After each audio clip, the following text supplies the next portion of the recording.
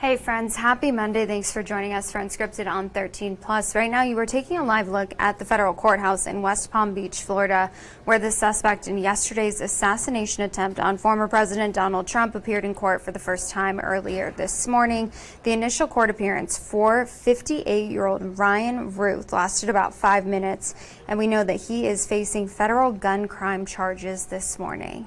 Now, we actually want to show you Ruth right here. This is a picture of him when he was being detained. So we know that this was just breaking into our newsroom this morning. His phone records show he was near the golf course 12 hours before being confronted by a Secret Service agent. Officials said in these court documents that he was near the tree line at Trump's golf course from 1:59 in the morning until 1:31 p.m. on Sunday. Secret Service agents saw the muzzle of an AK-47 style rifle pointing toward Trump as he was golfing.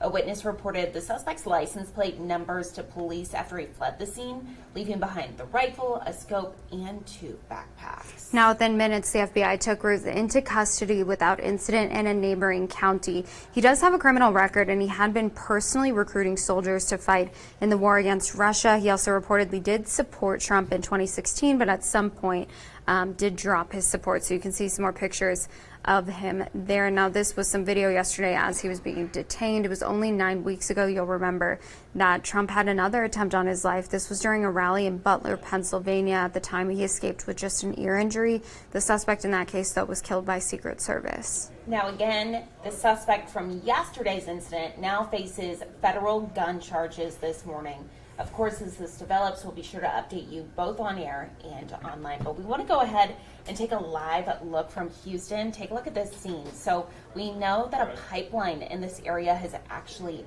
burst. You can see the flames here.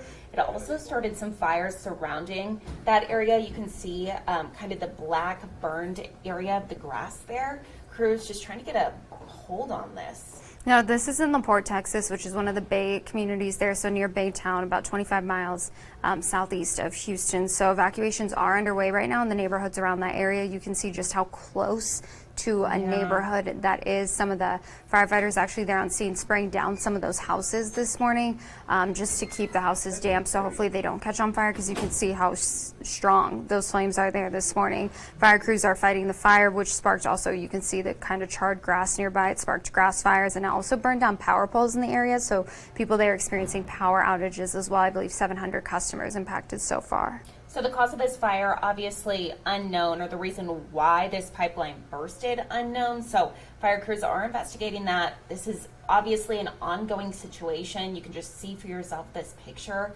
Oh, just almost terrifying. Especially you can see this is in a really populated area. There's houses, there's businesses in that area.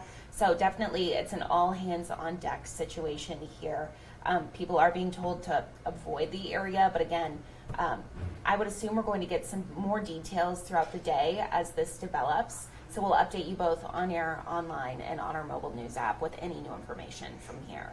And something else that we're following from overnight, breaking news overnight, is that a member of the Jackson 5 has passed away, Tito Jackson, passing away at the age of 70. So we know, according to Entertainment Tonight, Tito Jackson died after suffering an apparent heart attack.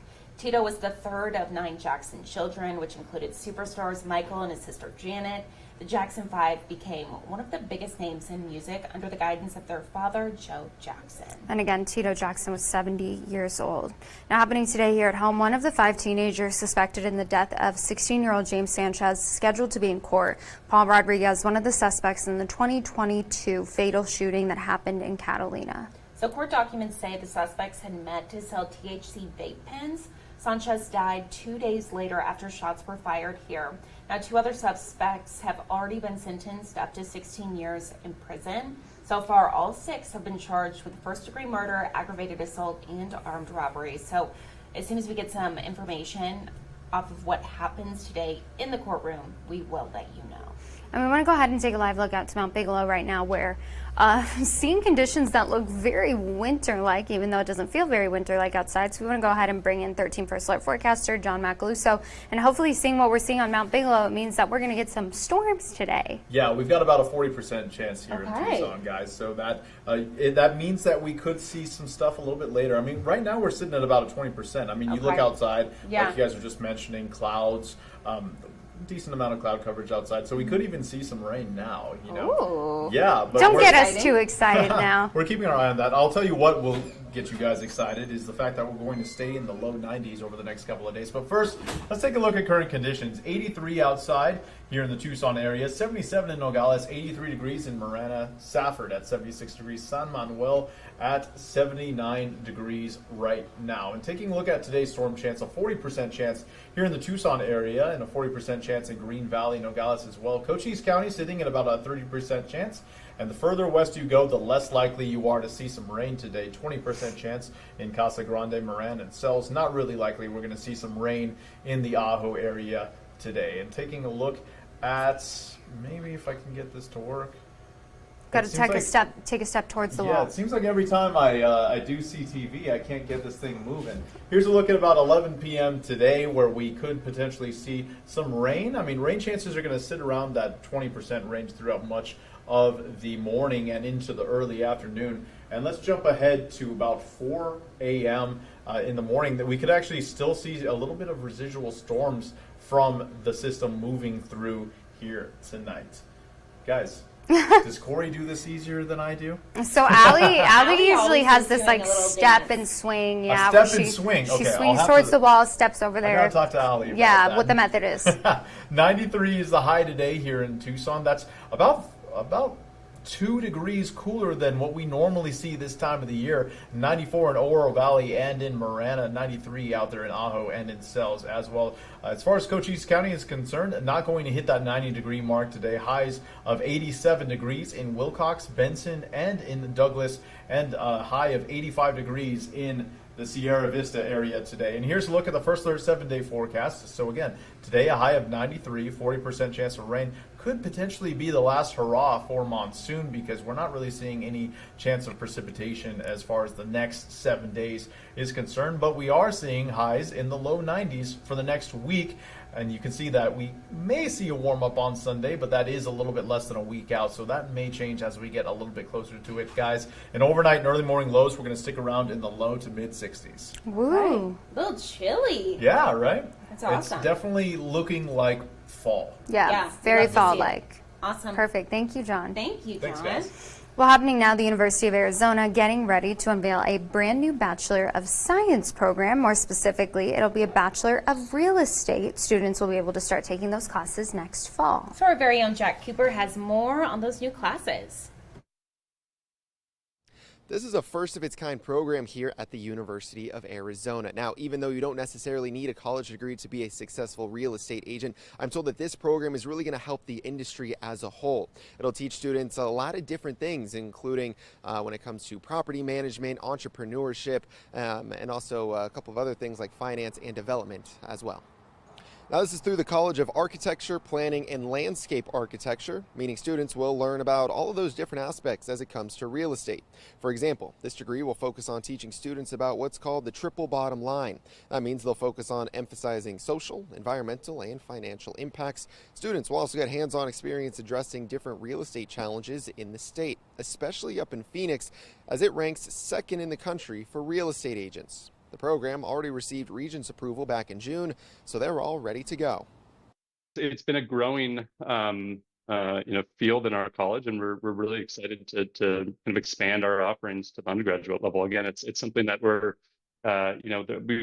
quite confident that there's really kind of unmet demand in our university right now, and kind of across the state, and just excited to get students in the classroom and kind of exposed to these topics. If this is something that you're interested in, you can apply through the General University of Arizona application.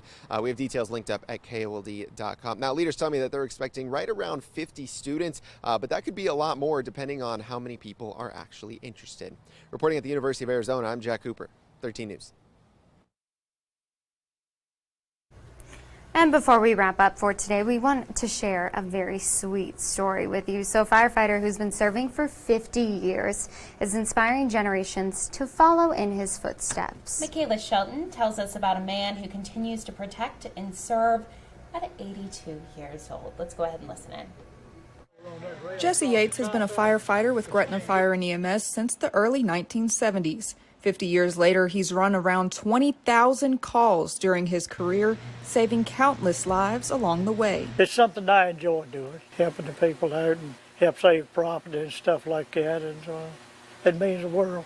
It also means the world to all three of his daughters who followed in his footsteps. I was 6 years old when he joined, so that's how long he's been doing it, and I've been watching him do it. Along with their children. When my son was born, and when he turned 3, he'd say, "I want to fight fire like Papa." At 82 years young, he's still fighting fires, and if you ask if he has any plans to retire soon... No, I enjoy fooling with them, being around them. I told him years ago if I didn't enjoy it, I'd be to quit. His daughters feel the same way. I hope not. I enjoy running calls with him now just as well as I did then. I just enjoy seeing him come out and still doing what he loves doing. He just doesn't like to sit still. So yes, it keeps him very active, and yeah, I do worry about him, but I know what he wants to do, so I try to go along with it. Jesse has received numerous awards like Firefighter of the Year 5 times. He's held almost all ranks in the fire department up to assistant chief and was captain of the rescue squad for 2 years. But when he's not out running calls and fighting fires, he's typically working on his favorite 51 Ford truck that he still drives today. I restored that truck back in the mid-70s. It's all original. This is what they call one of the old favorites. It's an antique, but it's a good old truck. It runs good. If you include his cousins, a third of the 80 members are related to Jesse and were influenced by him in some way. He is loved by everybody in this community. Everybody that knows him, they have nothing but good things to say about him. Jesse says he's proud of the growth the department has seen over his time there and hopes those after him continue his efforts to encourage younger generations to help others. You're going to have goers and comers as you go along, but just try to encourage them and help a neighbor as much as I can. In Gretna, Michaela Shelton, WDBJ 7.